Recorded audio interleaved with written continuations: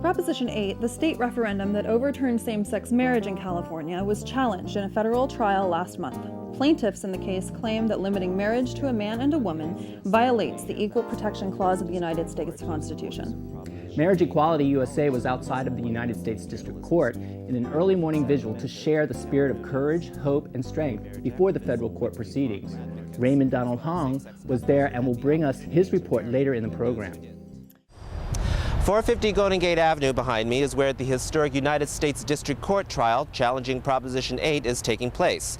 And Marriage Equality USA is hosting an early morning vigil to support the federal Constitution's promise of equal protection for all. People are gathered to hear from elected officials, faith and community leaders, and legal advocates, as well as same-sex couples who had the opportunity to marry and those who didn't. Marriage equality activists gathered on Monday, 6:30 a.m. outside the U.S. District Court for the Northern District of California before the start of Perry versus Schwarzenegger, the case challenging Proposition 8 that overturned gay marriage. Supporters say that not allowing same-sex marriage is a violation of the Equal Protection Clause of the United States Constitution. Activists held signs reminding everyone that the historic significance of this case parallels that of earlier landmark cases that overturned racial segregation in schools and anti-miscegenation laws. This is a totally different trial. This is a completely different trial. It's not going just based upon the legal principles alone. There's going to be facts. There's going to be witnesses. So both sides will be testifying under oath to try and justify for the other side why marriage discrimination somehow is acceptable in our society and how it somehow complies with the Constitution's mandate of equal protection.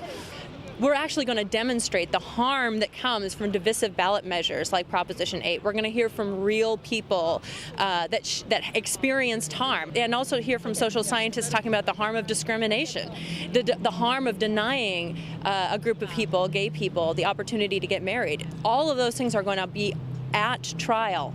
What we're going to hear is testimony about the history of discrimination against LGBTI people, how this has gone on for decades and how it affects us today as well. And we're going to hear testimony about how being gay is one of the most fundamental aspects of gay people's lives. It's fundamental to who we are as people. And also, the Proposition 8 proponents are going to be put on the stand and are going to be asked questions about why they put this particular initiative on, to show that it was indeed aimed at prejudice and at anti-gay bigotry. So that is going to be revealed in the facts of this case, and that's why it's going to take as long as it will. It'll be totally exciting. It's going to be really revealing, and we're really excited to watch it all unfold. Over the past months, I've gotten to know these plaintiffs. Now is the time for the world to get to know Chris and Sandra and Paul and Jeff.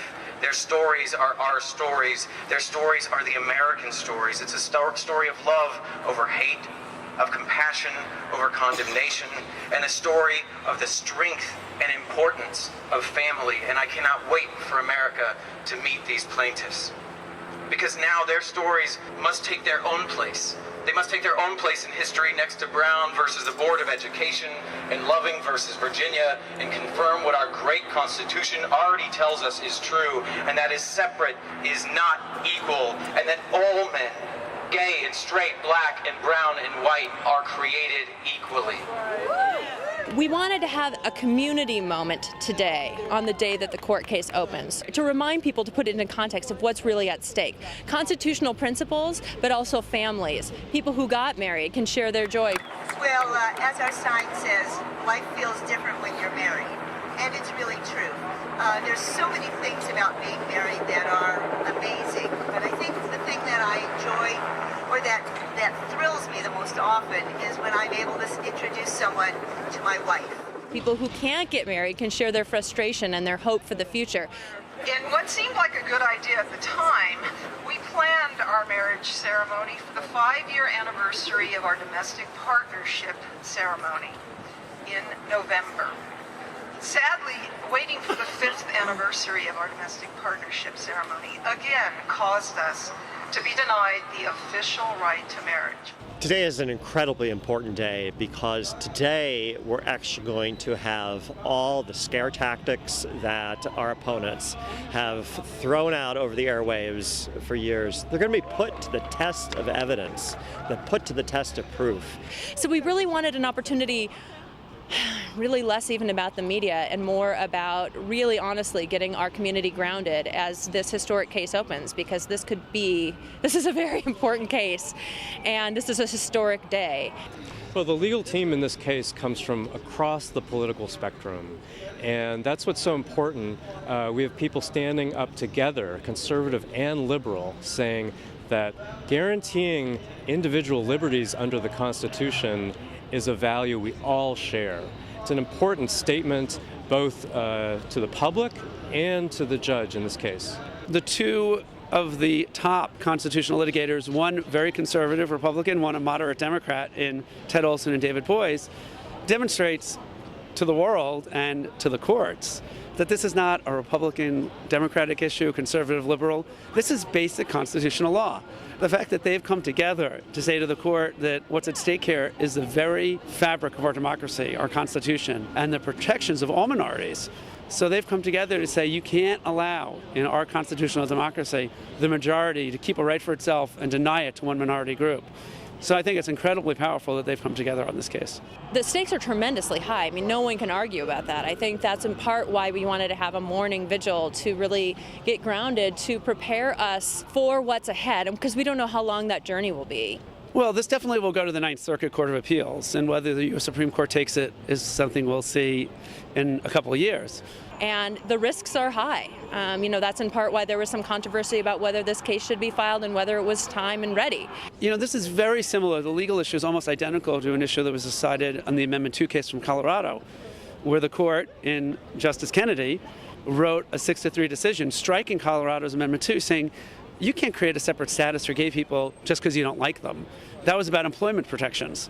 This is the exact same case. It's a different subject matter, but the same case. So we believe the U.S. Supreme Court would say that Prop 8 does violate the U.S. Constitution. Later in the vigil, two supporters of Proposition 8 who are college students, one of them a journalism student, traveled from Sacramento to counter-protest. Gay marriage activists quickly blocked their large banner with signs. The people legally followed the process to amend the Constitution, and now there's an attempt to undermine that. It's already been defended by the state Supreme Court.